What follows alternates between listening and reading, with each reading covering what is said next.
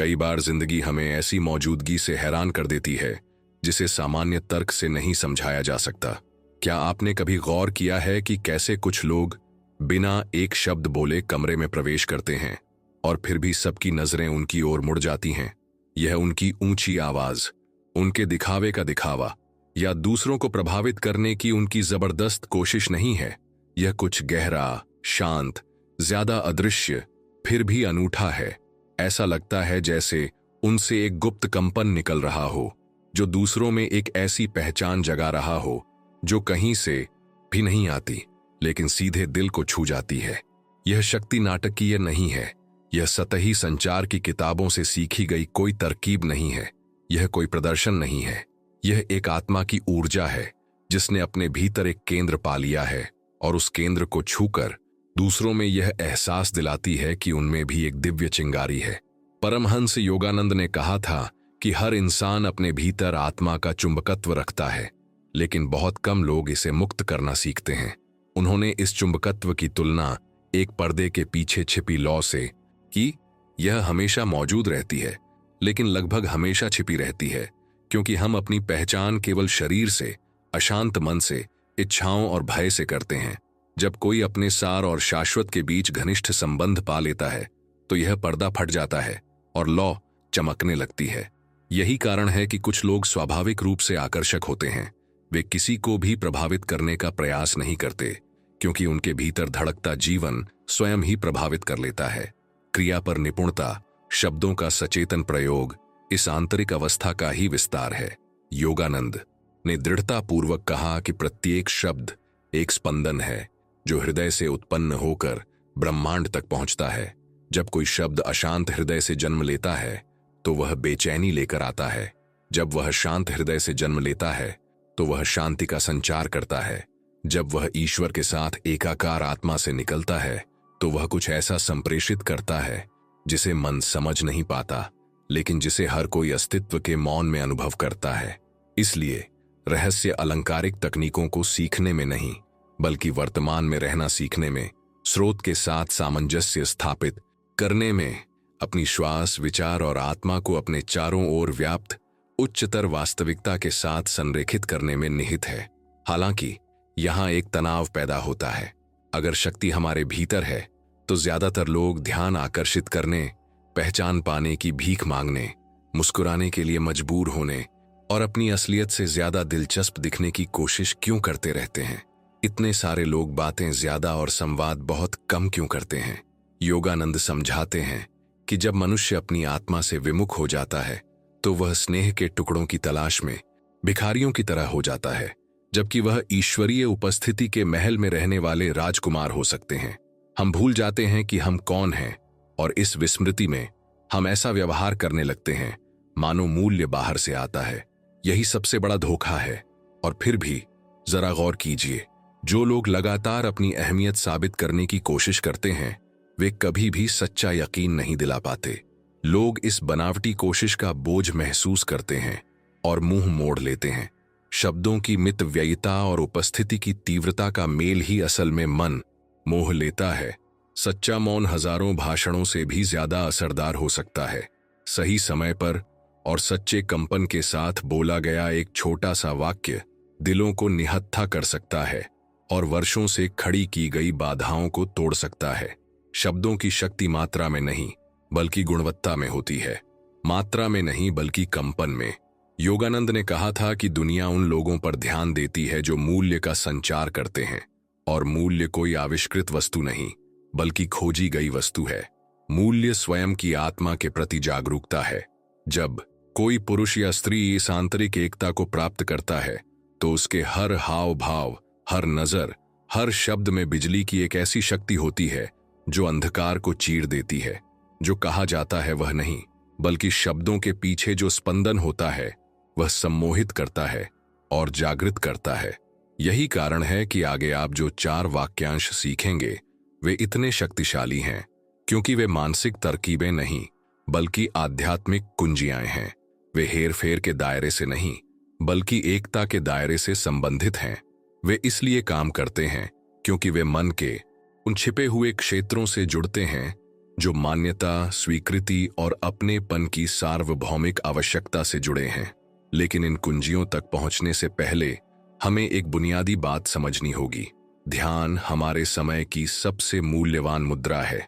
लोग इसके लिए संघर्ष करते हैं, कुछ सेकंड के लिए घूरने की होड़ में रहते हैं, लाइक्स की भीख मांगते हैं, फॉलोअर्स की तलाश करते हैं, तुरंत वाहवाही पाने की चाहत रखते हैं। हम एक ऐसे युग में जी रहे हैं जहां ध्यान एक बाजार बन गया है, जहां कई लोग भ्रम खरीदते और बेचते हैं। हालांकि योगानंद ने चेतावनी दी थी कि जब ध्यान बाहरी चीजों पर बिखरा होता है तो वह गुलाम बना देता है। जब इसे भीतर की ओर खींचा जाता है तो यह मुक्त करता है। संचार का सच्चा गुरु वह है जिसने सबसे पहले अपने ध्यान को भीतर की आत्मा पर केंद्रित करना सीखा। जो कोई भी आंतरिक ध्यान में निपुण हो जाता है वह स्वाभाविक रूप से बाहरी ध्यान में भी निपुण हो जाता है, क्योंकि जहां मन विश्राम करता है वहां ऊर्जा आती है, और जहां ऊर्जा आती है वहां वास्तविकता रूपांतरित हो जाती है। शायद आपने अपने जीवन के छोटे छोटे पलों में ऐसा महसूस किया हो। एक पल जब किसी ने आपसे बस एक वाक्य कहा और अचानक आपको ऐसा लगा जैसे आपने पहले कभी नहीं समझा था, या वो खामोश नजर जिसने आपको किसी भी बोली से ज्यादा सुकून दिया हो। ये पल यूं ही नहीं आते। ये इस बात का सबूत है कि जब भाषा आत्मा से जन्म लेती है तो वह तर्क की समझ से परे गहरे आयामों को छू लेती है। बाहरी दुनिया समझाने की कोशिश करती है, लेकिन दिल पहचान की तलाश में रहता है, और पहचान समझाने से कहीं ज्यादा शक्तिशाली होती है।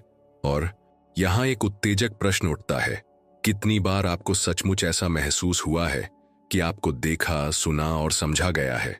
कितनी बार कोई आपके सामने खड़ा हुआ है, आलोचना करने के लिए नहीं, न्याय करने के लिए नहीं, बल्कि बस आपके अस्तित्व का स्वागत करने के लिए? बहुत कम बार। और इसी दुर्लभता के कारण ही चुंबकीय उपस्थिति इतनी दुर्लभ और इसलिए इतनी मूल्यवान हो जाती है। जब आप यह उपहार देना सीख जाते हैं तो यह तुरंत अविस्मरणीय हो जाता है। योगानंद ने जोर देकर कहा कि चुंबकीय बनने के लिए हमें अपने स्वरूप को बदलने की जरूरत नहीं है।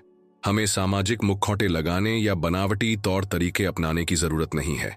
रहस्य यह है कि हम अपने भीतर जो पहले से मौजूद है उसे जगाएं, आत्मा को बोलने दें, उपस्थिति को अभिव्यक्त होने दें, दिव्य ऊर्जा को प्रवाहित होने दें। सही शब्दों, सही लहजे और सही समय का प्रयोग करके आप कोई भूमिका नहीं निभा रहे हैं, बल्कि अपने सार को प्रकट कर रहे हैं। यह कोई दिखावटी कौशल नहीं है, यह क्रियाशील आध्यात्मिकता है। ज्यादातर लोग बेमतलब बोलकर वाक्यांशों की भरमार से प्रभावित करने की कोशिश में ऊर्जा बर्बाद करते हैं, यह मानते हुए कि आवाज ही प्रभाव डालती है।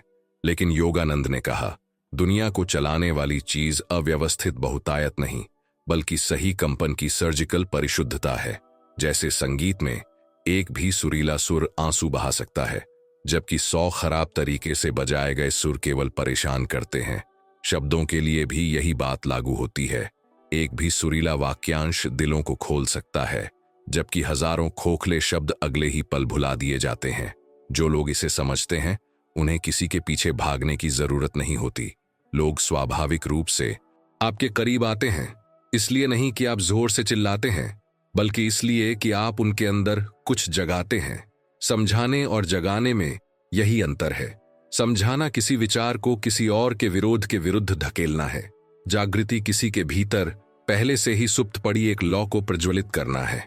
और जब कोई इस लौ को महसूस करता है तो उसे तर्क से समझ नहीं आता कि ऐसा क्यों हो रहा है, लेकिन वह आपको ढूंढने लगता है, आपकी उपस्थिति को महत्व देने लगता है, आपकी छवि को आंतरिक राहत से जोड़ने लगता है। यही महान आध्यात्मिक नेताओं और महान संचारकों का अदृश्य रहस्य है। लेकिन सावधान रहें, यह शक्ति जादुई नहीं है, यह कोई मायावी चाल नहीं है, यह गहन मानवीय और साथ ही दिव्य भी है। यह संकल्प और मौन के मिलन से उत्पन्न होती है। सही शब्द सही विराम के साथ मिलकर एक ऐसा स्थान निर्मित करता है जहां दूसरे व्यक्ति की आत्मा स्वयं को प्रकट करती है। इसी अंतराल में, वाक्यों के बीच के मौन में जादू घटित होता है, क्योंकि ईश्वर मौन में निवास करते हैं। योगानंद ने सिखाया कि मौन ध्वनि का अभाव नहीं, बल्कि एक उच्चतर वास्तविकता की उपस्थिति है। जो लोग संकल्प पूर्वक बोलना और ज्ञानपूर्वक मौन रहना सीखते हैं, वे हर संवाद को एक मंदिर में, हर वार्तालाप को एक प्रार्थना में बदल देते हैं। इसीलिए जब हम आत्मा के साथ तालमेल बिठाकर क्रिया में निपुणता प्राप्त करते हैं तो हम सामाजिक सम्मान से भी बढ़कर कुछ प्राप्त करते हैं। हम प्राण ऊर्जा के रूप में ध्यान प्राप्त करते हैं। ध्यान केवल देखना या सुनना नहीं है, यह आत्मा की ऊर्जा के एक अंश का समर्पण है। जब कोई आपको सच्चा ध्यान देता है तो वह आपको अपने जीवन का एक अंश दे रहा होता है, और जब आप इसे बलपूर्वक नहीं बल्कि सही कंपन के माध्यम से प्राप्त करना सीख जाते हैं तो आप सदी के सबसे बड़े खजाने की खोज करते हैं। चेतनाओं को निर्देशित करने की क्षमता, थोपने से नहीं बल्कि उपस्थिति के माध्यम से। और उस समय शायद आपको एक आह्वान का एहसास होगा। शायद आपको एहसास होगा कि आप यहां सिर्फ सुंदर वाक्यांश सीखने नहीं आए हैं, बल्कि अपने भीतर पहले से मौजूद एक शक्ति को जगाने आए हैं। क्योंकि सच तो यह है कि किसी दूसरे के दिल को छूकर आप खुद को अपने मूल की याद भी दिला रहे होते हैं। योगानंद ने कहा था कि आत्मा का ईश्वर से सीधा मिलन ही जीवन का सर्वोच्च लक्ष्य है, और जब भी हम शब्दों का प्रयोग उपचार, स्वागत और जागृति के लिए करते हैं तो हम मानवीय स्तर पर इस सिद्धांत का अभ्यास कर रहे होते हैं। हम संवाद को एक संस्कार बना रहे होते हैं। इस यात्रा के दौरान आपके सामने 4 वाक्यांश प्रकट होंगे। ये कोई छल कपट नहीं है, कोई चालाकी नहीं, ये आध्यात्मिक बीज हैं जो कंपन से भरे हैं और दूसरों के उन गहरे क्षेत्रों में सक्रिय होते हैं जो आनंद, पहचान, मान्यता और भावनात्मक जुड़ाव से जुड़े हैं। सही समय पर इस्तेमाल किए जाने पर ये वाक्यांश रिश्तों को बदल सकते हैं, बंधनों को फिर से मजबूत कर सकते हैं और लोगों के दिलों के दरवाजे खोल सकते हैं। लेकिन इससे भी बढ़कर ये आपको बदल सकते हैं, क्योंकि इन शब्दों का उच्चारण करके आप अपनी आत्मा को सत्य के साथ एकाकार होने के लिए प्रशिक्षित करेंगे। तो खुद को तैयार कर लीजिए, पहली कुंजी जल्द ही सामने आ जाएगी। लेकिन उस दरवाजे से अंदर जाने से पहले इस सच्चाई को अपने दिल में बिठा लीजिए। आपको मुखौटों की जरूरत नहीं है, आपको बेतहाशा कोशिशों की जरूरत नहीं है, आपको और शोरगुल की जरूरत नहीं है। आपको बस अपने भीतर पहले से मौजूद आंतरिक कंपन को जगाना है, अपने शब्दों को ईश्वर के मौन के साथ मिलाना है और अपनी उपस्थिति को किसी भी तर्क से ज्यादा जोर से बोलने देना है। यही सच्ची महारत है, यही सच्चा चुंबकत्व है। और याद रखें, जैसा कि परमहंस योगानंद ने कहा था, जो व्यक्ति अपने मन को आत्मा के साथ जोड़ना सीख जाता है उसके भीतर एक अदम्य शक्ति जागृत हो जाती है, क्योंकि वह अब केवल अपने मुंह से नहीं बल्कि अपनी आत्मा से बोलता है। और जो आत्मा से बोलता है वह सीधे अनंत काल को छूता है। क्या आपने कभी सोचा है कि कुछ शब्द सदियों तक क्यों जीवित रहते हैं जबकि कई अन्य गुमनामी की आंधी में खो जाते हैं? शायद आपने भी कभी ऐसा अनुभव किया होगा जब आपने कोई प्राचीन वाक्यांश पढ़ा हो जो किसी दूसरी भाषा में लिखा हो, किसी और समय में रचा गया हो और आपके मन में इस तरह गहराई से उतर गया हो मानो वह अभी इसी क्षण आपसे ही संबोधित हो। ऐसा इसलिए होता है क्योंकि कुछ शब्दों में एक ऐसा कंपन होता है जो समय या स्थान से स्वतंत्र होता है। परमहंस योगानंद ने कहा था कि पूरा ब्रह्मांड कंपन से बना है, और जब हम बोलते हैं तो हम अदृश्य तरंगें छोड़ते हैं जो आकाश से होकर गुजरती हैं और सुनने वालों की चेतना पर अपनी छाप छोड़ती हैं। ये सिर्फ ध्वनियां नहीं हैं, ये ऊर्जा की धाराएं हैं जो मानव हृदय में बस जाती हैं। शायद आपको कोई ऐसा समय याद हो जब किसी ने सिर्फ एक वाक्य से आपकी भावनाओं को पूरी तरह से बदल दिया हो। यह कोई साधारण बात हो सकती है, जैसे मुझे तुम पर विश्वास है, जब आप हार मानने के बारे में सोच रहे थे, या मैं तुम्हारे साथ हूं जब आप अकेला महसूस कर रहे थे। ये छोटे छोटे कथन आपके संदेहों को शांत कर सकते थे, आपके दिल को सुकून दे सकते थे और नई उम्मीद जगा सकते थे। शब्दों की संख्या मायने नहीं रखती थी, बल्कि उनके पीछे का कंपन मायने रखता था। यही बात विपरीत दिशा में भी होती है। बस एक कठोर शब्द, एक असंवेदनशील टिप्पणी ही काफी होती है, विश्वास को तोड़ देने, रिश्ते को चोट पहुंचाने और गहरे जख्म छोड़ने के लिए। यह हमें दिखाता है कि शब्द जीवित बीज हैं जो अपने पीछे के इरादे के आधार पर फूल या कांटे पैदा कर सकते हैं। हालांकि आधुनिक दुनिया में हम इस आयाम को भूल जाते हैं।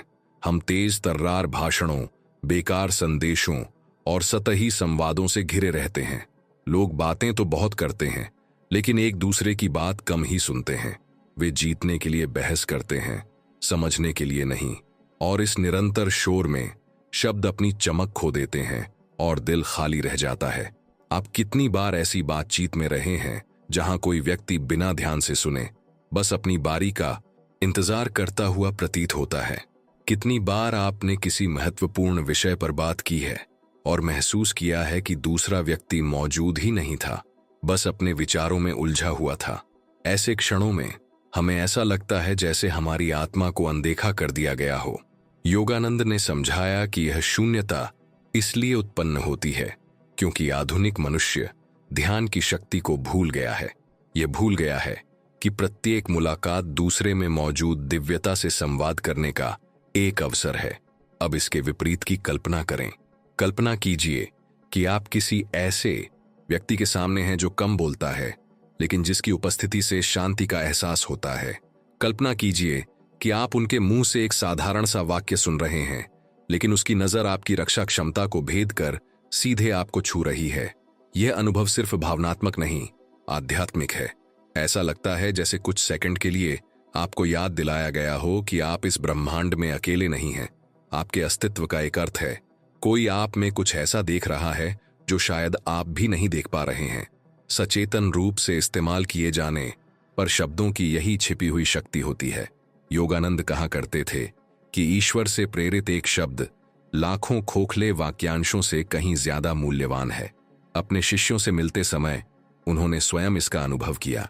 कई लोगों ने बताया कि उनके शब्दों की तार्किक अंतर्वस्तु उन्हें सबसे ज्यादा प्रभावित नहीं करती थी, बल्कि हर शब्द के पीछे कंपन करती मौन ऊर्जा उन्हें सबसे ज्यादा प्रभावित करती थी।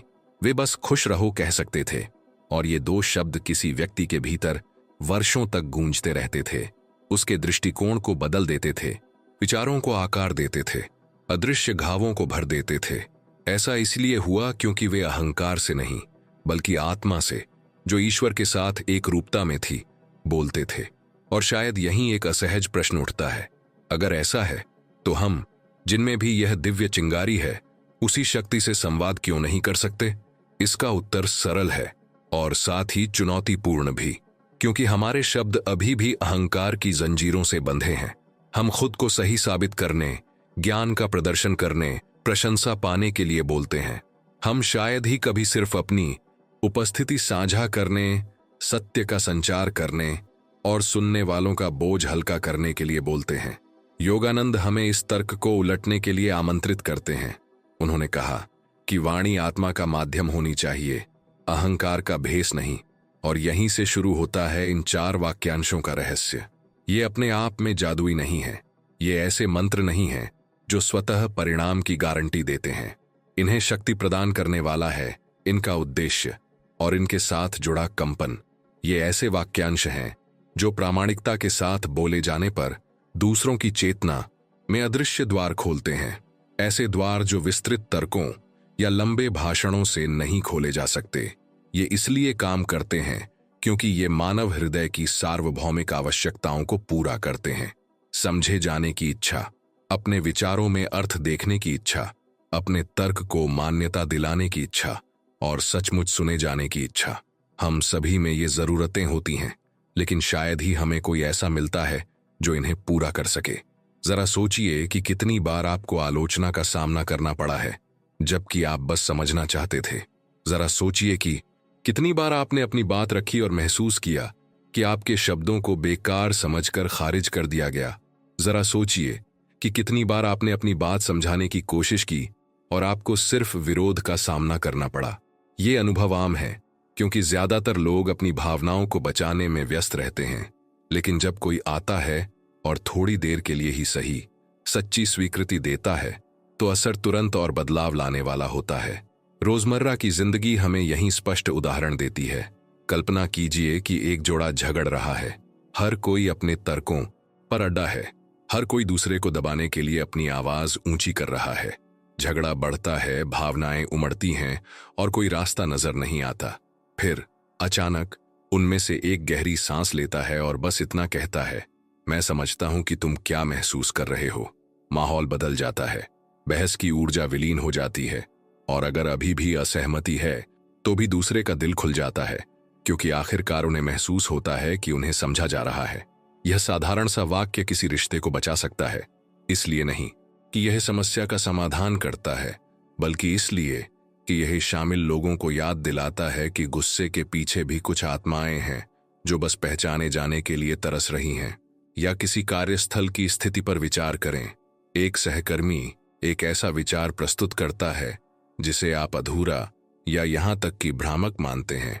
ज्यादातर लोग तुरंत ही गलतियां बताकर बौद्धिक श्रेष्ठता का प्रदर्शन करते हुए प्रतिक्रिया देंगे, लेकिन अगर आप कोई भी तर्क देने से पहले कहते हैं यह बात मुझे सही लगती है, तो आप विश्वास का माहौल बनाते हैं। दूसरे व्यक्ति को एहसास होता है कि उनके दृष्टिकोण पर विचार किया गया है, उनका मजाक नहीं उड़ाया जा रहा है। उसके बाद बातचीत फलदायी हो जाती है और आलोचना भी बिना किसी प्रतिरोध के स्वीकार कर ली जाती है। इस कथन का अर्थ हर बात से सहमत होना नहीं है। इसका अर्थ है दूसरे व्यक्ति के अनुभव के मूल्य को पहचानना, और यह पहचान उन दरवाजों को खोलती है जो अन्यथा बंद रहते। ये उदाहरण दिखाते हैं कि आप जो वाक्यांश सीखेंगे वे चालाकी के हथकंडे नहीं, बल्कि मानवीय पुनर्मिलन के मार्ग हैं। ये संवाद के जरिए उस चीज को पुनर्स्थापित करते हैं जो आधुनिक दुनिया खो चुकी है, गहरे बंधन बनाने की क्षमता। योगानंद कहते थे कि जब भी हम इन वाक्यांशों का ईमानदारी से प्रयोग करते हैं तो हम योग का अभ्यास कर रहे होते हैं। आसनों का भौतिक योग नहीं, बल्कि मिलन का योग, क्योंकि किसी दूसरे के साथ जुड़ना उसके भीतर के दिव्य के साथ जुड़ना भी है। और शायद आप अब भी सोच रहे होंगे, क्या साधारण वाक्यांश वाकई मानवीय संचार जैसी जटिल चीज को बदल सकते हैं? जवाब है हाँ, बशर्ते वे प्रामाणिकता के साथ बोले जाए। जिंदगी ने हमें अप्रत्याशित परिस्थितियों में यह साबित किया है। एक माँ जो डर के मारे अपने बेटे से कहती है, मैं यहां हूं। एक दोस्त जो तुम सही कह रहे हो ठीक उसी समय कहता है जब दूसरा फूट फूट कर रोने ही वाला होता है। एक अजनबी जो कहता है, मैं तुम्हारी बात सुन रहा हूं, और अचानक उन रहस्यों का जानकार बन जाता है जो किसी और को नहीं पता थे। ये छोटे छोटे भाव भाग्य बदलने में सक्षम हैं, क्योंकि ये आत्मा के मर्म को छूते हैं। फिर भी ज्यादातर लोग इस शक्ति को नजरअंदाज करते हैं। वे जटिल सूत्रों, अनुनय विनय की तकनीकों और अभ्यास किए हुए भाषणों को ही प्राथमिकता देते हैं। लेकिन जो चीज सचमुच प्रभाव डालती है वह सरलता से उत्पन्न होती है। योगानंद ने कहा था कि ईश्वर परम सरलता है और हर सत्य इसी सरलता को प्रतिबिंबित करता है। जब हम सत्य से ओतप्रोत वाक्यों का प्रयोग करते हैं तो हमें किसी और चीज की आवश्यकता नहीं होती। मानव हृदय तुरंत ही उस मूल्य को पहचान लेता है जो उसे दिया जाता है। लेकिन यहाँ एक अप्रत्याशित मोड़ है। जब हम इन वाक्यांशों का प्रयोग करते हैं तो केवल दूसरा व्यक्ति ही नहीं बदलता, हम भी बदलते हैं। हर बार जब हम कहते हैं मैं तुम्हें समझता हूं, तो हम अपने अहंकार से बाहर निकलकर अपनी आत्मा में उतरने का अभ्यास कर रहे होते हैं। हर बार जब हम कहते हैं यह मुझे सही लगता है, तो हम विभिन्न दृष्टिकोणों का सम्मान करना सीखते हैं। हर बार जब हम कहते हैं तुम सही हो, तो हम अपने अभिमान को सत्य के आगे झुकने के लिए प्रशिक्षित करते हैं। हर बार जब हम कहते हैं मैं तुम्हें सुन रहा हूं, तो हम अपने अशांत मन को शांत और स्वागत करने वाला बनने की याद दिलाते हैं। ये अभ्यास हमारे चरित्र को आकार देते हैं, हमारी चेतना को परिष्कृत करते हैं और हमें उस चीज के करीब लाते हैं जिसे योगानंद ने आत्मा के साथ एकता कहा था। इसलिए जब आप इन वाक्यांशों का प्रयोग करना सीखेंगे तो आप सिर्फ एक संचार कौशल ही नहीं सीखेंगे, आप एक अस्तित्व की स्थिति विकसित करेंगे। आप साधारण संवादों को पवित्र मुलाकातों में बदलने की कला का अभ्यास करेंगे और जीवन अलग तरह से प्रतिक्रिया देने लगेगा, क्योंकि ब्रह्मांड आपकी भावनाओं को प्रतिध्वनित करता है। अगर आप स्वीकृति का भाव रखेंगे तो आपको स्वीकृति मिलेगी। अगर आप सम्मान का भाव रखेंगे तो आपको सम्मान मिलेगा। अगर आप सुनने का भाव रखेंगे तो ब्रह्मांड का मौन भी आपको सुनेगा। शायद इस पल आप पहले से ही एक आंतरिक आह्वान, आशा से मिश्रित जिज्ञासा महसूस कर रहे हों, क्योंकि आप गहराई से जानते हैं दुनिया को बड़े बड़े भाषणों की नहीं, बल्कि छोटे छोटे भावों की जरूरत है जो उपस्थिति से भरे हों। और ये 4 वाक्यांश इस नई जीवन शैली का प्रवेश द्वार हैं। तो खुद को तैयार कर लीजिए। जो सामने आने वाला है वह कोई साधारण तकनीक नहीं, बल्कि एक ऐसा खजाना है जो हमेशा से आपके सामने रहा है और जिसे अब आखिरकार समझा जा सकता है। इस दरवाजे से गुजरते हुए आपको सिर्फ शब्द ही नहीं दिखाई देंगे, आपको वो कुंजियां दिखाई देंगी जो दिलों को खोल सकती हैं, रिश्तों को बदल सकती हैं और आपकी अपनी कहानी फिर से लिख सकती हैं। और याद रखें, जैसा कि परमहंस योगानंद ने कहा था, सच्ची वाक्पटुता ज्यादा बोलने में नहीं बल्कि आत्मा से बोलने में निहित है। और जब आत्मा बोलती है तो पूरा ब्रह्मांड सुनता है। समझने की क्रिया में कुछ गहरा मानवीय और साथ ही दिव्य भी होता है।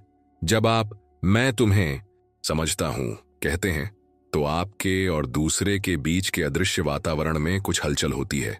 यह सिर्फ एक ध्वनि नहीं है जो हवा को चीरती है, यह एक ऐसा भाव है जो आंतरिक आयामों को छूता है, एक ऊर्जा जो भय और अविश्वास से बनी दीवारों को भेदती है। परमहंस योगानंद ने कहा था कि किसी की प्रशंसा करने की तुलना में उसे समझना ज्यादा परिवर्तनकारी है, क्योंकि प्रशंसा अहंकार को पोषित करती है लेकिन समझ आत्मा को पोषित करती है। पहली प्रमुख अभिव्यक्ति एक द्वार है। यह न केवल दूसरे व्यक्ति के मन को खोलता है बल्कि उनके सार तक पहुंचने के लिए एक सेतु भी बनाता है। और फिर भी हम कितनी बार इन शब्दों का प्रयोग उनके वास्तविक महत्व को समझे बिना करते हैं। मैं तुम्हें समझता हूं कहने की असली ताकत खुद को दूसरे व्यक्ति की जगह रखकर देखने से कहीं ज्यादा गहरी है। यह इस बात को पहचानने में निहित है कि उनके भीतर भी उसी दिव्यता की चिंगारी छिपी है जो आपके भीतर भी है। इस अर्थ में समझ एक आध्यात्मिक क्रिया है, एक मौन स्वीकृति कि हम अलग नहीं हैं। जब हम ईमानदारी से कहते हैं मैं तुम्हें समझता हूं, तो हम सिर्फ मनोवैज्ञानिक सहानुभूति नहीं दे रहे होते, हम उस आत्मा को याद दिला रहे होते हैं कि वह इस ब्रह्मांड में अकेली नहीं है। और यह स्मरण एक इंसान द्वारा दूसरे को दिए जा सकने वाले सबसे बड़े उपहारों में से एक है। लेकिन रोजमर्रा की जिंदगी में यह प्रक्रिया कैसे होती है? कल्पना कीजिए कि कोई व्यक्ति असफलता का बोझ ढो रहा है, दुनिया उसे आंक रही है, वह आप पर भरोसा करता है, सुधार या आलोचना की उम्मीद करता है, लेकिन जल्दबाजी में सलाह देने के बजाय आप उसकी आंखों में देखते हैं और शांति से कहते हैं मैं समझता हूं। उसी पल उसके अंदर कुछ निशस्त्र हो जाता है, तनाव कम हो जाता है, उसके कंधे ढीले पड़ जाते हैं, उसका दिल खुल जाता है। आपने उसकी समस्याओं का समाधान तो नहीं किया, लेकिन आपने उसे उससे भी दुर्लभ चीज दी है, एक सुरक्षित जगह। यह इतना आसान और फिर भी इतना शक्तिशाली क्यों लगता है? शायद इसलिए क्योंकि हम एक ऐसी दुनिया में रहते हैं जहां हर कोई सुनना चाहता है, लेकिन सुनने को बहुत कम लोग तैयार हैं। हर कोई बात करना चाहता है, लेकिन लगभग कोई भी समझना नहीं चाहता। कितनी बार आपने खुद को कोई जरूरी बात समझाने की कोशिश करते हुए पाया है और पाया है कि सामने वाला आपके जवाब देने से पहले ही अपनी प्रतिक्रिया तैयार कर रहा था? कितनी बार आप बस अपना दर्द बांटना चाहते थे, लेकिन किसी ऐसे व्यक्ति ने बीच में ही टोक दिया जिसे लगा कि उसके पास समाधान तैयार है? और आखिरकार हम उस व्यक्ति पर कैसे भरोसा कर सकते हैं जो हमारे सबसे नाजुक पलों में हमें गले लगाने के काबिल नहीं है?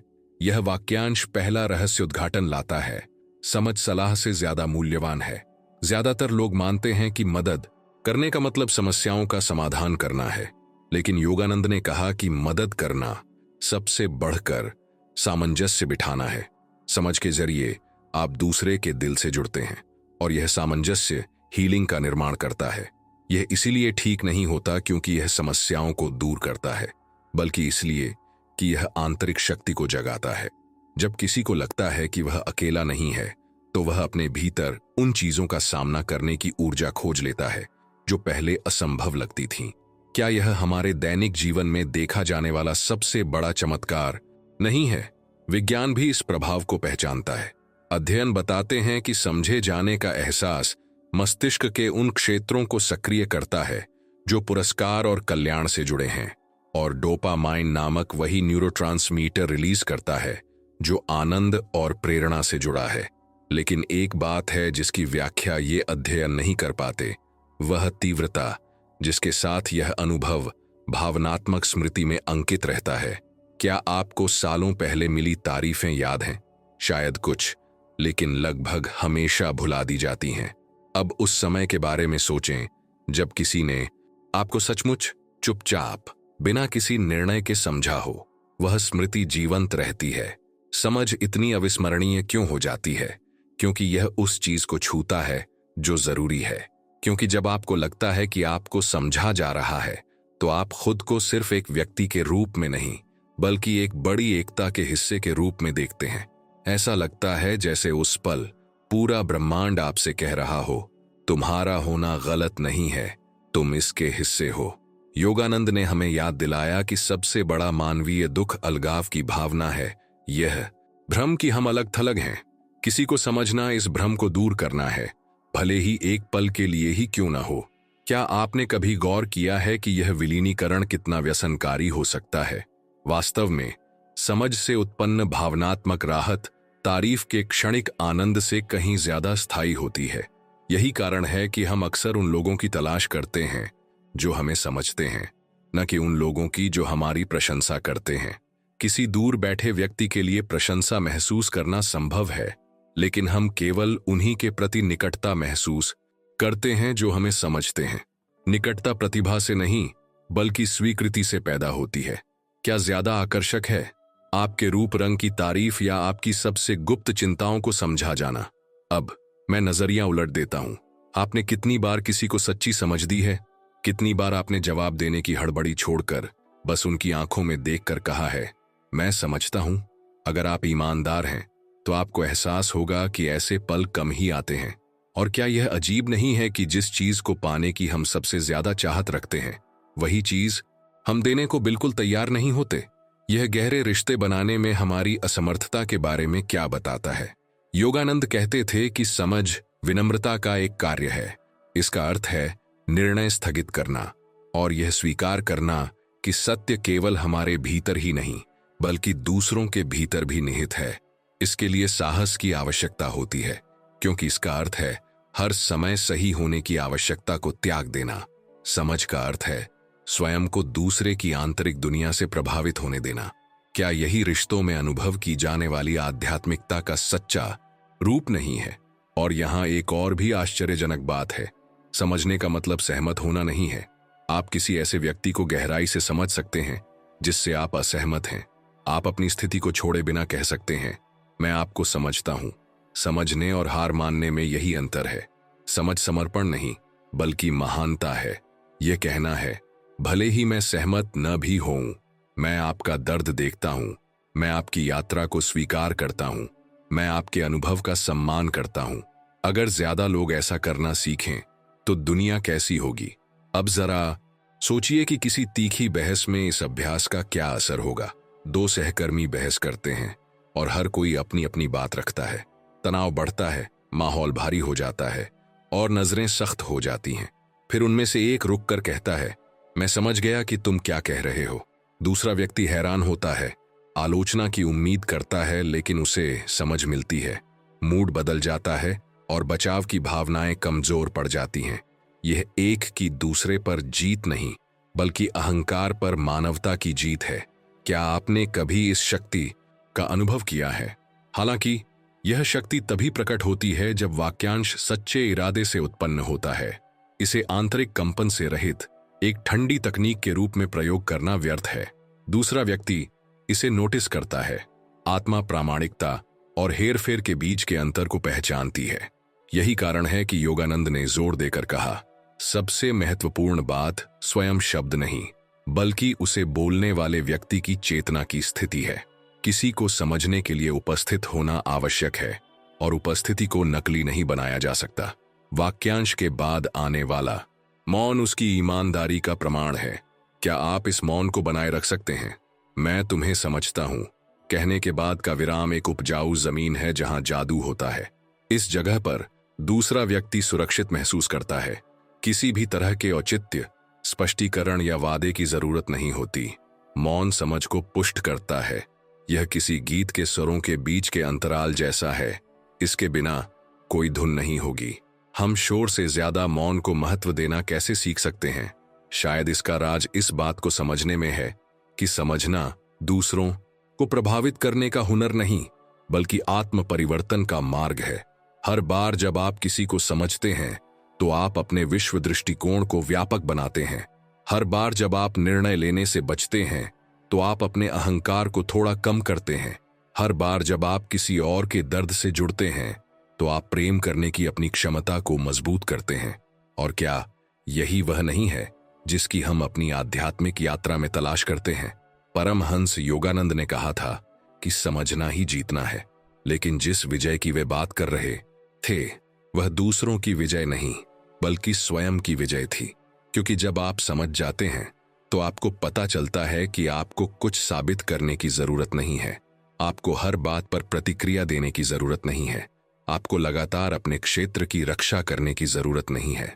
आप बस सामंजस्य में रहने की शांति का अनुभव करते हैं। क्या आपने कभी सोचा है कि अगर हम प्रतिक्रिया देने से पहले समझने की कोशिश करें तो कितने संघर्षों से बचा जा सकता है? अगर हम इस मुहावरे को अपने सबसे करीबी रिश्तों पर लागू करें तो क्या होगा?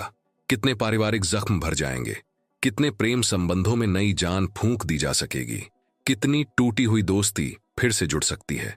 क्या होगा अगर हम सही होने की कोशिश करने के बजाय पहले समझने की कोशिश करें? यही इस पहली कुंजी का निमंत्रण है। मैं तुम्हें समझता हूं कहकर आप कुछ ऐसा देते हैं जो दुनिया शायद ही कभी देती है, बिना किसी निर्णय के स्वीकार करना। और यह उपहार इतना दुर्लभ है कि यह अप्रतिरोध्य हो जाता है। जिस व्यक्ति को यह अनुभव प्राप्त होता है वह इसे कभी नहीं भूलता। वे आपकी उपस्थिति को राहत, विश्राम और सुरक्षा से जोड़ते हैं, और किसी दूसरे इंसान की उपस्थिति में सुरक्षित होने के एहसास से ज्यादा व्यसनी और क्या हो सकता है। लेकिन कोई गलती न करे, इस अभ्यास के लिए अनुशासन की आवश्यकता होती है। केवल शब्दों को दोहराना ही पर्याप्त नहीं है, आपको उस आंतरिक कंपन को विकसित करना होगा जो उन्हें शक्ति प्रदान करता है। आपको मन को शांत करना, जल्दबाजी को रोकना और आंतरिक अंतरिक्ष को खोलना सीखना होगा। यही कारण है कि योगानंद ने ध्यान तकनीकें सिखाईं, क्योंकि केवल एक प्रशिक्षित मन ही वास्तविक समझ के लिए आवश्यक उपस्थिति को बनाए रख सकता है। अगर हम खुद को नहीं समझ सकते तो हम दूसरों को कैसे समझ सकते हैं? अंत में हम समझते हैं कि पहला वाक्य सिर्फ एक भाषाई उपकरण नहीं है, यह एक आध्यात्मिक अभ्यास है, समर्पण का एक अभ्यास है, मानवीय रिश्तों पर लागू योग का एक रूप है। जब आप कहते हैं मैं आपको समझता हूं तो आप न केवल दूसरे व्यक्ति को सुकून देते हैं बल्कि अपने दिव्य सार के और भी करीब पहुंचते हैं। और दिन ब दिन इसका अभ्यास करने से आप चुंबकीय बनते जाते हैं, इसलिए नहीं कि आप क्या थोपते हैं बल्कि इसलिए कि आप क्या देते हैं। कुछ शब्द ऐसे होते हैं जो आम लगते हैं, लेकिन उनमें एक छिपी हुई शक्ति होती है जो बातचीत का रुख पूरी तरह से बदल सकती है, झगड़ों को सुलझा सकती है और आत्माओं को एक साथ ला सकती है। इन्हीं शब्दों में इस यात्रा की दूसरी कुंजी है। यह मुझे समझ में आता है। पहली नजर में यह एक साधारण, यहां तक कि मामूली सा जवाब लग सकता है, लेकिन जब सही समय पर सही कंपन के साथ इस्तेमाल किया जाता है तो यह भावनात्मक द्वार खोल सकता है जो किसी भी तार्किक तर्क के लिए बंद रहते हैं। यह वाक्यांश दूसरे व्यक्ति को न केवल यह संदेश देता है कि आपने उन्हें सुना है, बल्कि यह भी कि आपने उनके विचारों को आत्मसात कर लिया है, उनके तर्क को मान्य किया है और उनके दृष्टिकोण को अपनी धारणा में शामिल कर लिया है। यह एक मौन चिंतन की तरह है जो स्वयं को अभिव्यक्त करने वाले को गरिमा प्रदान करता है। योगानंद ने कहा था कि समझना जीतना है, लेकिन चिंतन करना एकजुट होना है। और जब किसी को लगता है कि उनके शब्द आपके साथ प्रतिध्वनित होते हैं तो एक तत्काल आत्मीयता पैदा होती है, निकटता की एक अचेतन इच्छा, मानो दो दिलों के बीच एक अदृश्य बंधन बन गया हो। सबसे आश्चर्यजनक बात यह है कि यह वाक्यांश तर्क से भी पहले के स्तर पर कार्य करता है। तंत्रिका वैज्ञानिकों ने पाया है कि जब हम मान्य महसूस करते हैं तो मस्तिष्क डोपामाइन और ऑक्सीटोसिन जैसे पदार्थ छोड़ता है जो पुरस्कार और अपनेपन की भावनाओं से जुड़े होते हैं। यही पदार्थ गले लगने या स्नेहपूर्ण हाव भाव जैसे अंतरंग अनुभवों के दौरान भी निकलते हैं। इसका मतलब है कि यह मुझे समझ में आता है सुनने से शरीर में गहरे स्नेह के भाव जैसी प्रतिक्रियाएं उत्पन्न हो सकती हैं। क्या यह सोचकर आश्चर्य नहीं होता कि ईमानदारी से कहे गए कुछ शब्द शरीर में एक गर्मजोशी भरे आलिंगन जैसा ही रासायनिक प्रभाव उत्पन्न कर सकते हैं? लेकिन इससे भी ज्यादा दिलचस्प बात यह है, यह घटना सिर्फ व्यक्तिगत रिश्तों में ही नहीं होती। इतिहासकार बताते हैं कि सदियों से राजनीतिक और आध्यात्मिक नेता भीड़ के बीच विश्वास पैदा करने के लिए इस तरह के भावनात्मक प्रतिवृत्त का इस्तेमाल करते रहे हैं। उदाहरण के लिए अब्राहम लिंकन कट्टर विरोधियों के सामने भी मैं आपकी बात का मतलब समझ रहा हूं जैसे वाक्यांश दोहराने के लिए जाने जाते थे। ऐसा करके उन्होंने न सिर्फ तनाव कम किया बल्कि एक ऐसी नजदीकी भी बनाई जिसने विरोधियों को भी ध्यान से सुनने वालों में बदल दिया। यही बात आध्यात्मिक हस्तियों के साथ भी घटी, जिन्होंने दूसरों के शब्दों के महत्व को सार्वजनिक रूप से स्वीकार करके भीड़ का दिल जीत लिया। जो सिर्फ विनम्रता का एक इशारा लग रहा था, वह असल में गहरे प्रभाव का एक रास्ता खोल रहा था। क्या आपने कभी सोचा है कि हम उन लोगों के तुरंत करीब क्यों महसूस करते हैं जो कहते हैं कि वे हमारी बात समझते हैं, भले ही वे हमसे असहमत हों? योगानंद ने इसे सरलता से समझाया। मानव आत्मा समानता चाहती है। समान को आकर्षित करता है क्योंकि यह मन को समग्र के साथ उसकी मूल एकता की याद दिलाता है। जब कोई आपसे कहता है यह बात मुझे सही लगती है, भले ही वे पूरी तरह से सहमत न हो, यह आपकी आत्मा को यह संदेश देता है, मैं आपकी मानवता को साझा करता हूं, मैं आपके मार्ग को पहचानता हूं, मैं आपकी खोज के साथ तालमेल बिठाता। यह जुड़ाव विश्वास को प्रेरित करता है और विश्वास ही किसी भी सच्चे बंधन की नींव है। क्या यही कारण नहीं है कि हम उन लोगों के आसपास शांति महसूस करते हैं जो हमारी प्रशंसा किए बिना भी हमारे जैसे दिखते हैं? आश्चर्यजनक कहानियां बताती हैं कि कैसे एक छोटा सा काम भाग्य बदल सकता है। एक डॉक्टर ने बताया कि कैसे एक परामर्श के दौरान एक बुजुर्ग मरीज ने अपने जीवन के एक ऐसे फैसले के बारे में बताया जो उसके परिवार को तर्कहीन लगा। सभी ने उसकी आलोचना की और उसे जिद्दी कहा। डॉक्टर ने तर्कों पर जोर देने के बजाय गहरी सांस ली और कहा, यह बात मुझे समझ में आती है, मैं समझता हूं कि आपने यह फैसला कैसे लिया। महिला रोने लगी, इसलिए नहीं कि कोई उससे सहमत था, बल्कि इसलिए कि आखिरकार किसी ने उसकी गरिमा को पहचाना था। इस भाव से मरीज उसके इलाज में ज्यादा सहयोग करने लगी और उसे सम्मान का एहसास हुआ। यह बदलाव तर्क संगत अनुनय विनय से नहीं बल्कि भावनात्मक स्वीकृति से हुआ। कितनी बार हम परिस्थितियों को बदलने का मौका सिर्फ इसलिए गंवा देते हैं क्योंकि हम अपने विचार रखने से पहले दूसरे के रास्ते को मान्यता नहीं देते। असंभावित विवादों में भी यह मुहावरा अपनी शक्ति प्रकट करता है। ऐसे अदालती रिकॉर्ड हैं जहां वकीलों ने विरोधी गवाहों का सामना करते हुए बहस करने से पहले दूसरे के भाषण के कुछ अंशों को दोहराना चुना। आप गलत हैं कहने के बजाय वे कहते थे, यह मुझे एक खास नजरिए से सही लगता है। इस आंशिक मान्यता ने बाकी तर्क को बिना किसी प्रतिरोध के सुनने का अवसर प्रदान किया। मनोवैज्ञानिक इसे भावनात्मक पारस्परिकता कहते हैं। जब कोई व्यक्ति स्वागत महसूस करता है तो वह सुनने के लिए खुल जाता है। लेकिन योगानंद इससे भी आगे जाते थे। वे कहते थे कि इस क्षण में ऊर्जाओं का एक सूक्ष्म नृत्य होता है जिसमें दो आत्माएं जो एक दूसरे को शत्रु मानती थीं, यह याद करने लगती हैं कि गहरे में वे एक ही प्रकाश से संबंधित हैं। और यहीं एक महत्वपूर्ण मोड़ आता है। चिंतन का मतलब चापलूसी करना नहीं है। इसका मतलब किसी और के विचारों को यंत्रवत दोहराना नहीं है। इसका मतलब उस भावनात्मक यात्रा को पहचानना है जिसने उस व्यक्ति को ऐसा सोचने पर मजबूर किया। आप सही हैं कहने और यह बात मुझे सही लगती है कहने में अंतर है। पहला वाक्य समर्पण या चापलूसी जैसा लग सकता है। दूसरा वाक्य असहमति के बीच भी परिपक्वता और सम्मान का संदेश देता है। क्या आपने कभी गौर किया है कि किसी और के तर्क को स्वीकार करने का एक छोटा सा कार्य संघर्ष के तनाव को तुरंत कैसे कम कर देता है? रोजमर्रा की जिंदगी हमें लगातार उदाहरण देती रहती है। एक किशोर के बारे में सोचिए जो अपने माता पिता से बहस कर रहा है। वे जोश से अपने कारण बताते हैं, लेकिन बड़े लोग लगातार बीच में टोकते हैं, उन्हें सुधारते हैं, कमियां निकालते हैं और उनके नजरिए का मजाक उड़ाते हैं। वह किशोर चुप हो जाता है, रुकावटें खड़ी करता है और किसी भी तरह की बातचीत से इनकार कर देता है। अब उसी दृश्य की कल्पना कीजिए, लेकिन माता पिता कहते हैं, मैं समझता हूं, यह बात मुझे सही लगती है। किशोर शांत हो जाता है, महसूस करता है कि उसकी बात सुनी जा रही है और अचानक आगे जो भी हो उसके प्रति ग्रहणशील हो जाता है। क्या यह आश्चर्यजनक नहीं है कि कैसे मान्यता देने का एक छोटा सा कार्य पूरी बातचीत की गुणवत्ता को बदल सकता है। यह वाक्यांश व्यावसायिक परिस्थितियों में भी आश्चर्यजनक रूप से कारगर साबित होता है। अनुभवी वार्ताकार जानते हैं कि यह केवल प्रस्ताव प्रस्तुत करने के बारे में नहीं है, बल्कि विश्वास बनाने के बारे में है। उच्च दांव वाली बैठकों में यह मुझे समझ में आता है कहकर, भले ही आंशिक रूप से ही सही, वार्ताकार दूसरे पक्ष के दृष्टिकोण के प्रति सम्मान व्यक्त करता है। इससे रक्षात्मकता कम होती है और समझौते की संभावना बढ़ जाती है।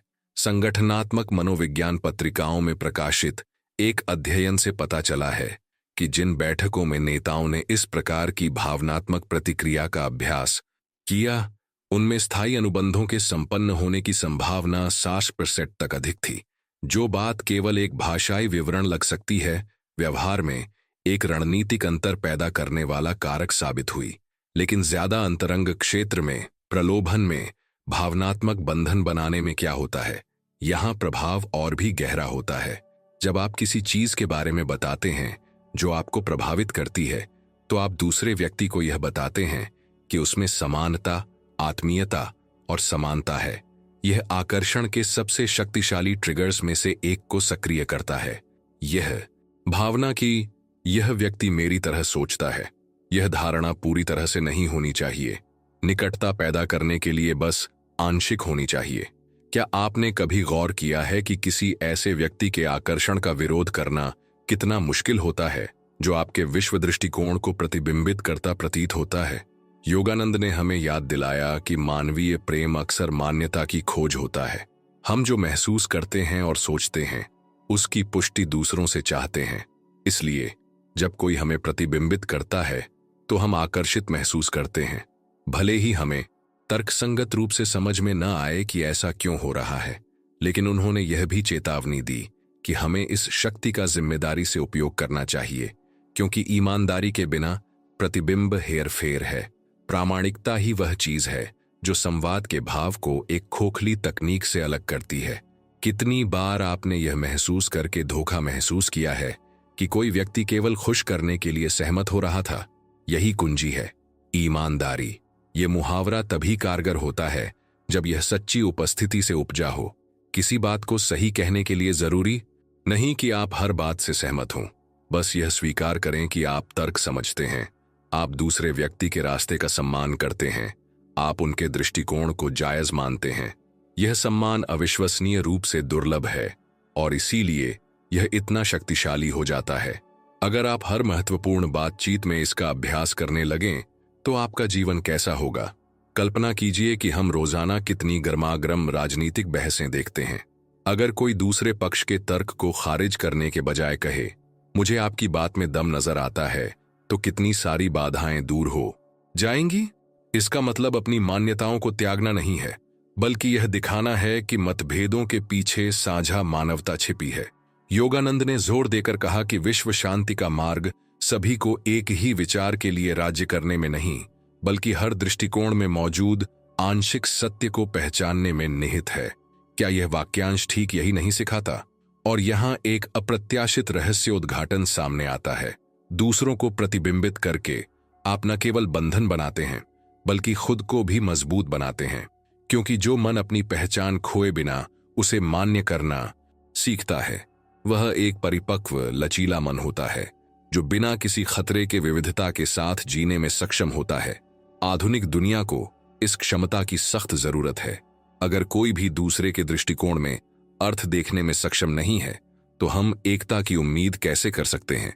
शायद अब यह समझने का समय आ गया है कि यह वाक्यांश सिर्फ एक संचार माध्यम नहीं, बल्कि एक आध्यात्मिक साधना है। यह बात मुझे सही लगती है कहकर आप विनम्रता, सम्मान और करुणा का अभ्यास करते हैं। आप अपने अहंकार से परे देखना सीखते हैं। यह समझते हैं कि सत्य बहुआयामी है, कि अलग अलग विचारों में भी ज्ञान बिखरा हुआ है। क्या यही आंतरिक महानता का सच्चा संकेत नहीं है? इसलिए दूसरी कुंजी को कम करके नहीं आंका जा सकता। यह बताती है कि मिलन चिंतन से पैदा होता है, विश्वास पहचान से पैदा होता है, आकर्षण आत्मीयता से पैदा होता है। जब हम एक दूसरे के प्रति ईमानदारी से चिंतन करना सीखते हैं, तो हम ऐसे बंधन बनाते हैं जो स्थायी होते हैं। उन तनावों को दूर करते हैं जो सुलझने में मुश्किल लगते थे और साधारण मुलाकातों को मिलन के अनुभवों में बदल देते हैं। और अगर यह सब असंभव लगता है तो बस इसे आजमाएं। अपनी अगली महत्वपूर्ण बातचीत में इस वाक्यांश का प्रयोग करें और प्रभाव देखें। परिणाम आपको ऐसे आश्चर्यचकित कर सकते हैं जिनकी किसी सिद्धांत ने कल्पना भी नहीं की होगी। अंत में हम समझते हैं कि यह मुझे समझ में आता है सिर्फ एक उत्तर नहीं बल्कि एकीकरण का एक संकेत है। यह कहने का एक तरीका है, मैंने आपको सिर्फ सुना ही नहीं, मैंने आपके शब्दों को अपने भीतर प्रतिध्वनित होने दिया, मैंने उन्हें अपने भीतर माना। यह अनुभव जो इतना दुर्लभ है सच्चा विश्वास पैदा करता है। और जैसा कि परमहंस योगानंद ने कहा था, जब दो आत्माएं एक दूसरे को ईमानदारी से प्रतिबिंबित करती हैं तो सिर्फ आत्मीयता ही नहीं पैदा होती बल्कि उस शाश्वत एकता की स्मृति भी पैदा होती है जिसने उन्हें हमेशा से एक रखा है। कुछ मुहावरे इतने आम लगते हैं कि उनमें कोई रहस्य छिपा नहीं होता और यही वजह है कि वे किसी का ध्यान नहीं जाते। लेकिन कभी कभी सबसे सरल भाव भी सबसे बड़ी शक्ति रखता है। जब कोई दूसरे की आंखों में देखकर कहता है तुम सही हो, तो मन की गहराई में कुछ ऐसा घटित होता है जो तुरंत समझ से परे होता है। यह मुहावरा सिर्फ एक सहमति नहीं है, यह सिर्फ सहमति का संकेत नहीं है, यह मानवीय अहंकार के लिए एक मरहम है, एक कोमल स्पर्श जो कहता है मैं तुम्हारी कीमत पहचानता हूं, मैं तुम्हारी दूरदर्शिता का सम्मान करता हूं, मैं तुम्हारी बुद्धिमत्ता का सम्मान करता हूं।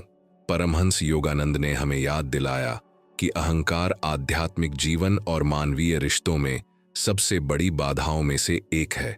हम सभी मान्यता पाने के लिए तरसते हैं और यही प्यास हमें अक्सर चिल्लाने, बहस करने और थोपने के लिए प्रेरित करती है। लेकिन जब कोई सच्ची मान्यता का ठंडा जल प्रदान करता है तो आत्मा शांत हो जाती है। तुम सही हो कहना हार मानने से कहीं बढ़कर है, यह गरिमा प्रदान करना है। मनोविज्ञान इस प्रभाव की पुष्टि करता है। मानव मस्तिष्क को मान्यता पाने के लिए प्रोग्राम किया गया है। अध्ययन बताते हैं कि जब हमें स्पष्ट संकेत मिलते हैं कि हम सही हैं तो हमारी पुरस्कार प्रणाली सक्रिय हो जाती है और डोपामाइन और सेरोटोनिन का स्राव होता है, वही पदार्थ जो आनंद और आत्मविश्वास की भावनाएं पैदा करते हैं। लेकिन एक चीज है जिसे कोई भी अध्ययन पूरी तरह से नहीं माप सकता, उस क्षण में उभरने वाला भावनात्मक खुलापन। आप सही हैं सुनकर व्यक्ति अपनी सुरक्षा कम कर देता है, अपने प्रतिरोध को खत्म कर देता है और बंधन को गहरा होने देता है। यही वह क्षण होता है जब एक दिल खुलता है और इसी खुलेपन में हम निकटता, स्नेह और यहां तक कि परिवर्तन भी बो सकते हैं। अगर किसी में यह वाक्यांश ईमानदारी से कहने का साहस होता तो कितनी बहसें शांतिपूर्वक समाप्त हो सकती थीं। लेकिन यहीं तनाव पैदा होता है। कई लोग दूसरों के तर्क को स्वीकार करने को खुद को नीचा दिखाने के बराबर समझते हैं। वे सोचते हैं कि तुम सही हो कहने का मतलब है अपनी जमीन खोना, कमजोरी स्वीकार करना, शक्ति का समर्पण करना। यह बिल्कुल उल्टा है। योगानंद ने सिखाया कि सच्ची शक्ति अपने अहंकार पर काबू पाने से आती है। जिन्हें हमेशा जीतने की जरूरत नहीं होती वे पहले ही खुद पर विजय पा चुके होते हैं। जो लोग बिना खुद को हीन समझे दूसरों में तर्क को पहचान लेते हैं वे अपनी महानता साबित करते हैं। हजार शब्दों के टकराव से ज्यादा ताकत एक पुष्टिकरण भाव में होती है। जिन्हें खुद को स्थापित करने के लिए विनाश की जरूरत नहीं होती वे ही वास्तव में अधिकार रखते हैं। और यह अधिकार अदृश्य है लेकिन अदम्य है। एक तीव्र संघर्ष के दृश्य की कल्पना कीजिए। दो लोग जोर जोर से बहस कर रहे हैं, हर कोई अपनी श्रेष्ठता साबित करने की कोशिश कर रहा है। माहौल भारी है, तनाव बढ़ रहा है और कोई भी हार नहीं मानता। अचानक उनमें से एक गहरी सांस लेता है, दूसरे की आंखों में देखता है और कहता है तुम सही कह रहे हो। अप्रत्याशित घटना घटती है, जगह जगह सन्नाटा छा जाता है। विरोधी जो पहले से ही हथियारबंद और उत्तेजित था अब भ्रमित, निहत्था हो जाता है। उसे समझ नहीं आता कि कैसे प्रतिक्रिया दे। संघर्ष अपनी ताकत खो देता है क्योंकि विवाद का खेल बाधित हो गया है। अब कोई दुश्मन नहीं है, बस दो इंसान हैं जो एक साझा सच्चाई का सामना कर रहे हैं। यह बदलाव संयोग से नहीं होता। ऐसा इसलिए होता है क्योंकि इस मुहावरे में आक्रमण और बचाव के चक्र को तोड़ने की शक्ति है। क्या आपने कभी ऐसी स्थिति का अनुभव किया है? यह हर बात से सहमत होने के बारे में नहीं है, बल्कि दूसरे व्यक्ति के तर्क में सच्चाई के अंश को पहचानने के बारे में है। हमेशा एक बिंदु होता है, चाहे वह कितना भी छोटा क्यों न हो, जिसे मान्य किया जा सकता है, और इसी विस्तार में परिवर्तन का अवसर निहित है। जब आप किसी विशिष्ट बिंदु पर आप सही हैं कहते हैं, तो आप दर्शाते हैं कि आप ध्यानपूर्वक सुन रहे हैं, आपने सुना है, आपने सम्मान किया है। यह सरल भाव संवाद को अधिक संतुलित तरीके से जारी रखने का मार्ग प्रशस्त करता है। दूसरा व्यक्ति भी सुनना शुरू कर देता है। जो कभी युद्ध था वह बातचीत बन जाता है, जो कभी विवाद था वह पुल बन जाता है। और क्या यही वह बात नहीं है जिसकी हमारे समय में कमी है, जब हर कोई बात करना चाहता है, लेकिन लगभग कोई भी यह नहीं जानता कि उसे मान्य कैसे किया जाए। ऐसे आध्यात्मिक और राजनीतिक नेताओं के उदाहरण मिलते हैं जिन्होंने इस शक्ति का कुशलता से इस्तेमाल किया। उदाहरण के लिए गांधी जी विरोधियों के साथ अपने संवादों में अक्सर दूसरे के तर्क में सच्चाई को तुरंत स्वीकार कर लेते थे। ऐसा करके वे वार्ताकार की आक्रामकता को कमजोर कर देते थे और अपना दृष्टिकोण रखने के लिए जगह बनाते थे। यह संसाधन उनकी कमजोरी नहीं, बल्कि अहिंसक प्रतिरोध की उनकी रणनीति का हिस्सा था। और क्या यह आश्चर्यजनक नहीं है कि यही सिद्धांत योगानंद की शिक्षाओं में भी प्रतिध्वनित होता है, जिन्होंने कहा था कि जो लोग दूसरों में तर्क को पहचान लेते हैं वे पहले से ही स्वयं पर शासन करते हैं और इसलिए स्वतंत्र हैं। लेकिन क्या होता है जब हम अपने सबसे अंतरंग रिश्तों में इस मुहावरे का इस्तेमाल करते हैं? संकट में फंसे एक जोड़े के बारे में सोचिए। बहसें बढ़ती जाती हैं, तर्क बढ़ते जाते हैं और हर शब्द एक हथियार बन जाता है। फिर अचानक इस तूफान के बीच उनमें से एक कहता है, तुम सही हो। इसके बाद जो मौन होता है वह किसी भी भाषण से ज्यादा शक्तिशाली होता है। यह समर्पण का नहीं, बल्कि प्रेम का संकेत है। यह सही होने की जरूरत से ज्यादा बंधन को महत्व देने का चुनाव है। यह भाव एक रिश्ते को बचा सकता है। और अगर आप इसके बारे में सोचें तो कितनी बार एक साधारण स्वीकृति एक दर्दनाक अलगाव को रोक सकती थी। हालांकि इसमें एक छिपा हुआ खतरा है। इस मुहावरे का इस्तेमाल साधारण तरीके से करना, जब इसे बार बार बिना प्रामाणिकता के दोहराया जाता है तो इसका असर कम हो जाता है। दूसरे लोग पहचान सकते हैं कि इस पहचान में कोई सच्चाई नहीं है। इसका इस्तेमाल समझदारी से करना चाहिए, एक दुर्लभ चाबी की तरह जो सही समय पर इस्तेमाल करने पर ही दरवाजे खोलती है। हर परिस्थिति में इस मुहावरे की जरूरत नहीं होती, लेकिन जब मौका आता है तो इसमें किस्मत बदलने की ताकत होती है। क्या आप इसे अपने तक ही सीमित रखने और इसे तभी पेश करने का साहस करेंगे जब इसकी वाकई जरूरत हो? अब प्रलोभन की दुनिया की कल्पना कीजिए। कई लोग मानते हैं कि किसी को जीतना गुणों, प्रतिभाओं और प्रभावित करने का मामला है, लेकिन असली जीत मान्यता में निहित है। जब आप किसी अंतरंग क्षण में आप सही हैं कहते हैं, तो आप सम्मान, ध्यान और परिपक्वता का संदेश देते हैं। यह शक्ति के किसी भी दिखावटी प्रदर्शन से कहीं ज्यादा आकर्षक है। लोग सिर्फ दिखावे से नहीं, बल्कि देखे जाने, सम्मान पाने और मूल्यवान समझे जाने के एहसास से प्यार करते हैं। और क्या यह मुहावरा ठीक यही नहीं दर्शाता? इसका एक और भी गहरा पहलू है। स्टोइक दर्शन सिखाता है कि दूसरे के द्वारा बोले गए सत्य को स्वीकार करने में कोई शर्म नहीं है। इसके विपरीत इसमें शक्ति है। बुद्धिमान व्यक्ति बहस हारने से नहीं डरता, क्योंकि वह जानता है कि सत्य उसका नहीं है। आप सही हैं कहकर आप स्वयं को सत्य के प्रवाह के साथ जोड़ते हैं, जो किसी भी अहंकार से बड़ा है। और यह संरेखण शांति लाता है, क्योंकि यह हमें जीतने की निरंतर आवश्यकता से मुक्त करता है। क्या यह आश्चर्यजनक नहीं है कि जब हम अंततः हर समय सही होने की कोशिश करना बंद कर देते हैं तो हमें एक अप्रत्याशित राहत का अनुभव होता है?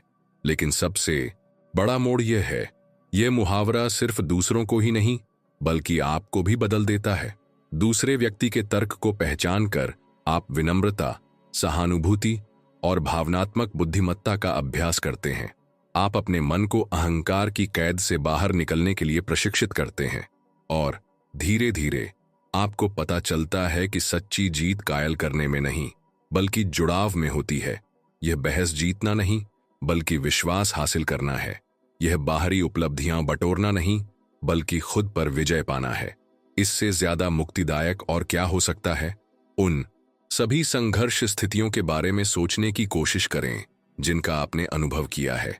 अगर आप जिद करने के बजाय आप सही हैं कहते, तो उनमें से कितनी स्थितियों का रुख बदल सकता था, कितनी दोस्तियां बची रह सकती थीं, कितने रोजगार के अवसर बनाए रखे जा सकते थे, कितने दर्द से बचा जा सकता था। यह साधारण सा वाक्य पूरी कहानी बदलने की क्षमता रखता है। और फिर भी कितनी बार हम इसे सिर्फ इसलिए दरकिनार कर देते हैं क्योंकि हमारा अहंकार झुकने को तैयार नहीं होता। मनुष्य का सबसे बड़ा शत्रु दूसरे नहीं, बल्कि स्वयं अभिमान है। योगानंद ने कहा था कि अहंकार एक जंगली घोड़े की तरह है जिसे वश में करना जरूरी है। अगर हम इसे अपने शब्दों पर हावी होने दें तो हम बेकार के युद्धों में पड़ जाएंगे, लेकिन अगर हम इसे नियंत्रित कर लें, अगर हम समझदारी से झुकना सीख जाएं, तो कोई भी संघर्ष हमें हरा नहीं सकता। तुम सही हो कहना अपने अहंकार की लगाम थामना और उसे दृढ़ता से निर्देशित करना है। यह कमजोरी का संकेत नहीं है, यह आंतरिक शक्ति का सबसे बड़ा प्रमाण है। क्या आप इस शक्ति का अनुभव करने का साहस करेंगे? ऐसी कई अकल्पनीय कहानियां हैं जो इसे दर्शाती हैं। एक उद्यमी ने बताया कि उसने अपनी कंपनी को आसन्न दिवालियापन से इसलिए बचाया क्योंकि एक महत्वपूर्ण बैठक में उसने निवेशकों के सामने स्वीकार किया, आपकी आलोचना सही है। इस मान्यता ने गुस्से को शांत किया, तनाव को संवाद में बदल दिया और विश्वास के पुनर्निर्माण का रास्ता खोल दिया। जो अंत जैसा लग रहा था वह एक नई शुरुआत बन गया। क्या यह आश्चर्यजनक नहीं है कि इतना छोटा सा प्रयास इतना बड़ा प्रभाव कैसे पैदा कर सकता है? यही इस तीसरी कुंजी की खूबसूरती है। यह हमें दिखाती है कि विजय पाने के लिए हमें जीतने की जरूरत नहीं है, सम्मान पाने के लिए हमें हावी होने की जरूरत नहीं है, अपनी बात मनवाने के लिए हमें थोपने की जरूरत नहीं है। हमें बस जो सच है उसे मान्य करना सीखना है, भले ही वह हमारा न हो। यह भाव हमें दूसरों की नजरों में महान और हमारी अंतरात्मा की नजरों में ज्यादा आजाद बनाता है। और गहराई से क्या यही वह जीत नहीं है जो सबसे ज्यादा मायने रखती है? जब आप सही समय पर बिना किसी दिखावे या चालाकी के आप सही हैं कहते हैं, तो आप किसी को एक बहुत ही दुर्लभ उपहार देते हैं, पहचान। और हम सभी किसी न किसी स्तर पर पहचान की भूख रखते हैं। यही भूख हमें प्रयास करने, प्रतिस्पर्धा करने और प्रशंसा पाने के लिए प्रेरित करती है। लेकिन जब कोई इसे खुले दिल से, चापलूसी के रूप में नहीं बल्कि सच्चाई के रूप में पेश करता है, तो आत्मा को शांति मिलती है। और यह शांति एक ऐसा मजबूत बंधन बनाती है जिसे आसानी से तोड़ा नहीं जा सकता। क्या आपने कभी सोचा है कि आपके जीवन में कितने लोग बस आपसे यही सुनने का इंतजार कर रहे हैं? अंततः हम समझते हैं कि आप सही हैं। वाक्यांश केवल संचार का एक माध्यम नहीं है, यह एक जीवन पाठ है। यह हमें सिखाता है कि सच्ची शक्ति अपने अहंकार पर नियंत्रण पाने में, अहंकार की बजाय सत्य को महत्व देने में और विवाद की बजाय शांति को चुनने में निहित है। इस अभ्यास को अपनाने पर न केवल रिश्ते बदलते हैं, बल्कि इसका अभ्यास करने वालों में भी बदलाव आता है। और जैसा कि परमहंस योगानंद ने कहा था, जो स्वयं पर नियंत्रण रखता है उसने पहले ही पूरे ब्रह्मांड पर विजय प्राप्त कर ली है। हर यात्रा में एक ऐसा क्षण आता है जब सिद्धांत को व्यवहार में बदलना पड़ता है, जब संचित ज्ञान को केवल जीवन में ही अर्थ मिलता है। हम इस यात्रा के चरम पर पहुंच गए हैं, वह क्षण जब हमें अपने भीतर झांक कर पूछना चाहिए, अब तक मैंने जो कुछ भी सुना है उसका मैं क्या करूंगा? शब्दों की शक्ति को समझने का कोई मतलब नहीं है अगर वे वास्तविक जीवन की मिट्टी में नहीं बोए गए हों। और यहीं पर अंतिम कुंजी एक निर्णायक निमंत्रण के रूप में आती है, मैं तुम्हें सुन रहा हूं। 3 शब्द जो इतनी शोरगुल भरी दुनिया में साधारण लग सकते हैं, लेकिन सच्चाई के साथ बोले जाने पर चमत्कार बन जाते हैं, क्योंकि अंततः हम सभी में एक अनिवार्य इच्छा होती है सुने जाने की। जरा सोचिए, कितनी बार आपने अपनी बात कही है और आपको सच में सुना नहीं गया?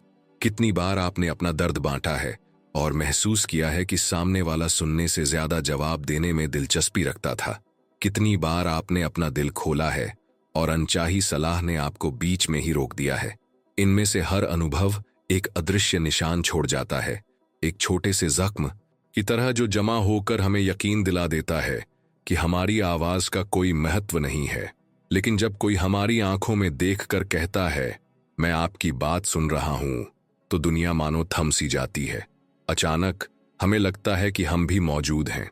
हमें लगता है कि हमारे जीवन का कोई मूल्य है। हमें लगता है कि जवाबों के बिना भी हम अकेले नहीं हैं। क्या आपने कभी गौर किया है कि यह कितना दुर्लभ है? इस वाक्यांश की शक्ति शब्दों की ध्वनि में नहीं, बल्कि उस उपस्थिति की स्थिति में निहित है जिसकी यह मांग करता है। मैं तुम्हें सुन रहा हूं कहने का अर्थ है आंतरिक शोर को बंद करना, निर्णय को शांत करना और दूसरे व्यक्ति को अपनी बात पूरी तरह से कहने के लिए जगह देना। यह केवल उनकी बातों को सुनना ही नहीं है, बल्कि यह भी समझना है कि वे क्या नहीं कह सकते।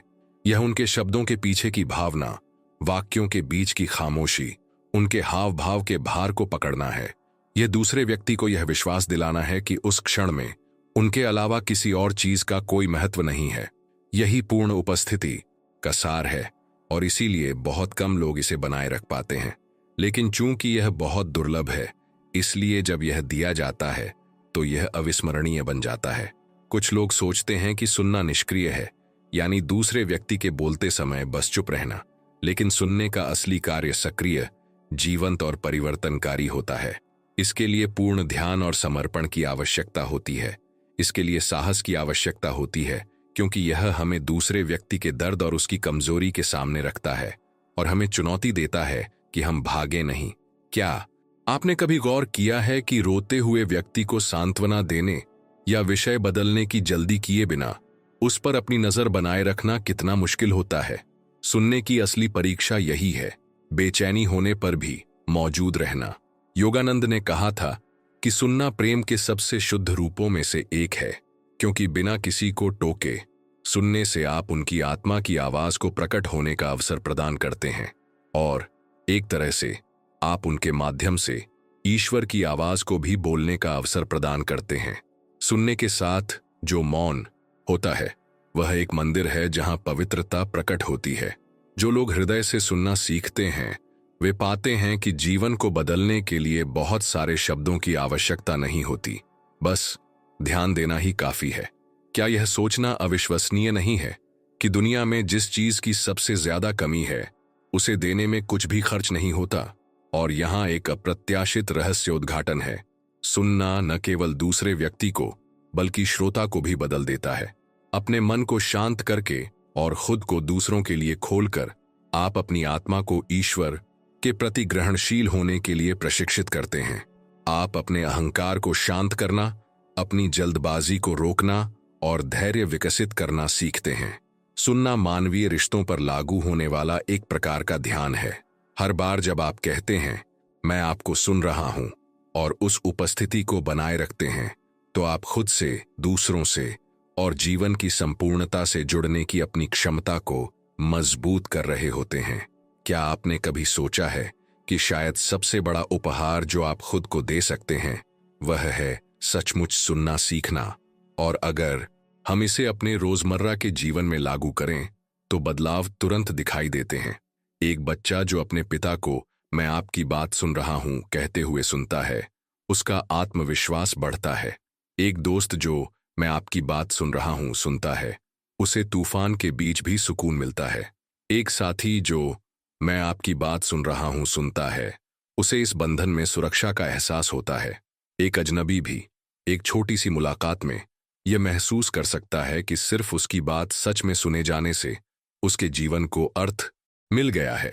यही अंतिम कुंजी का जादू है, साधारण मुलाकातों को भी उपचारात्मक अनुभवों में बदलना। अब इन 4 वाक्यांशों के एक साथ प्रभाव पर विचार करें। मैं तुम्हें समझता हूं बचावों को बेअसर कर देता है। यह मुझे समझ में आता है, आत्मीयता पैदा करता है। तुम सही हो, मूल्य को प्रमाणित करता है। मैं तुम्हें सुन रहा हूं उपस्थिति प्रदान करता है। प्रत्येक की अपनी शक्ति है, लेकिन साथ मिलकर वे एक ऐसी श्रृंखला बनाते हैं जो गले लगाती है, जोड़ती है और रूपांतरित करती है। इनका प्रयोग चालबाजियों के रूप में नहीं, बल्कि सच्चे भावों के रूप में करना, दुनिया के साथ रिश्ते के एक नए स्तर में प्रवेश करना है। यह बातचीत को संवाद में, बंधनों को शरण स्थलों में, अंतःक्रियाओं को जीवंत मंदिरों में बदल देता है। यदि आप आज से इनका अभ्यास करना शुरू कर दें तो आप कितने द्वार खोल सकते हैं। चुनौती यह है कि हम अक्सर चीजों को जटिल बनाना पसंद करते हैं। हम जटिल फॉर्मूलों, प्रभाव डालने के तरीकों और प्रलोभन की रणनीतियों की तलाश करते हैं। लेकिन सच्चाई सरल है।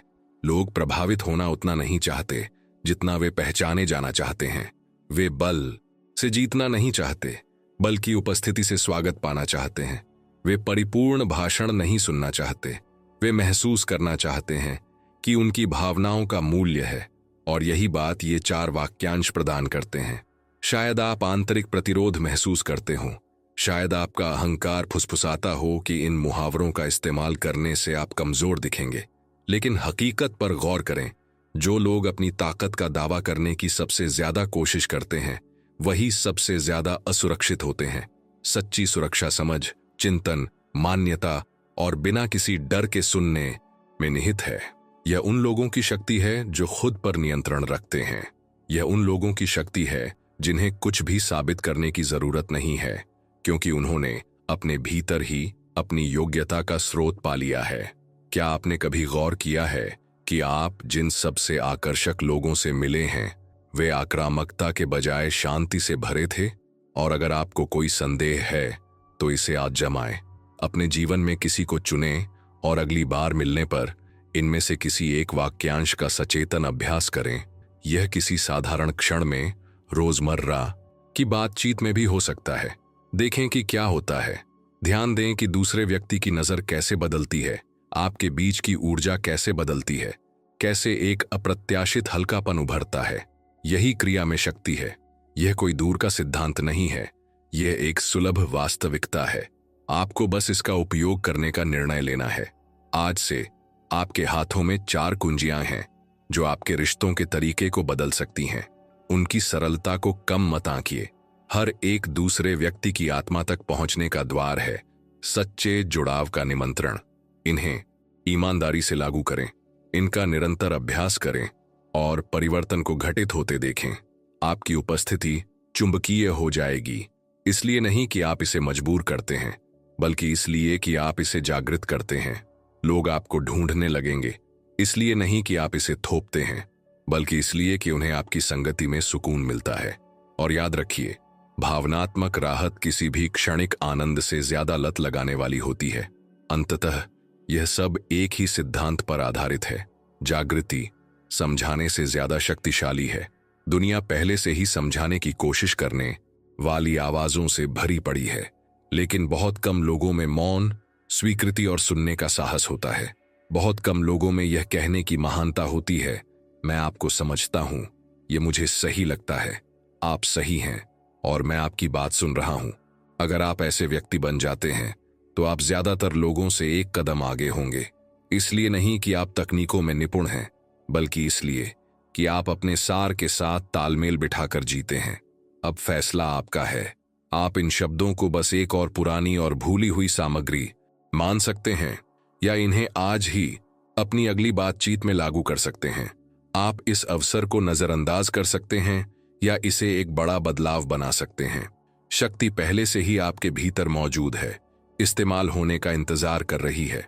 योगानंद ने कहा था कि सच्चा गुरु वह नहीं है जो ज्ञान इकट्ठा करता है, बल्कि वह है जो ज्ञान को अपने दैनिक जीवन में लागू करता है। आप क्या बनना चाहेंगे? अगर यह संदेश आपको प्रभावित करता है तो इसे शोरगुल में कहीं खो न जाने दें। अपना अनुभव साझा करें, चाहे वह मौन में हो, चाहे वह किसी गुमनाम टिप्पणी में ही क्यों न हो। लिखें कि आपने क्या महसूस किया, आप क्या लागू करना चाहते हैं, आपने अपने बारे में क्या खोजा। यह संवाद केवल एक डिजिटल संकेत नहीं है, यह स्वयं के प्रति एक प्रतिबद्धता है। इस वीडियो को लाइक करें ताकि ज्यादा से ज्यादा लोगों तक पहुंचा जा सके। चैनल को सब्सक्राइब करें ताकि आपको ऐसे विचार मिलते रहें जो आपके जीवन को बदल सकते हैं। और याद रखें, आपका हर कार्य एक बीज है। इन शब्दों को लागू करें, इन्हें पूरी दुनिया में फैलाएं और देखें कि ब्रह्मांड कैसे प्रतिक्रिया देता है।